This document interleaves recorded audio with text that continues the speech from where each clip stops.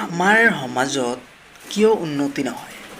এই কাৰণে উন্নতি নহয় কাৰণ আমাৰ সমাজত যিটো লৈ প্ৰতিবাদ কৰিব লাগে সেইটো নকৰি এনেই এটা কি ওলাইছে এতিয়া মিয়া খেদা অভিযান। এইটো কোনো অভিযান হ'ল নেকি? মিয়া খেদিবলৈ কিবা যদি সন্দেহযুক্ত নাগৰিক আছে তেনেহ'লে আইন আছে, প্ৰশাসন আছে।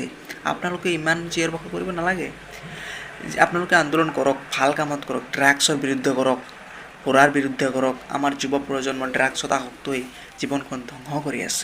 আপোনালোকে এনে আন্দোলন কৰক যাতে আমাৰ সমাজৰ কিবা লাভ হয়। এনে আন্দোলন কৰি লাভ নাই যিটো আমাৰ সমাজৰ কোনো লাভ নাই।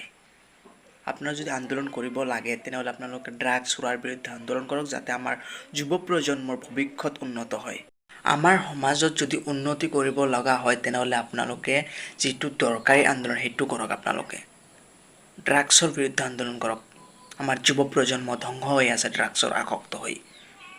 আপোনালোকে সেইটো নকৰি মিয়া খেদা, মাদানী খেদা কি আন্দোলন? এইটো আন্দোলন হ'ল নেকি কিবা? ভিডিঅ'টো যিমান পাৰে শ্বেয়াৰ কৰক আৰু লাইক কৰক।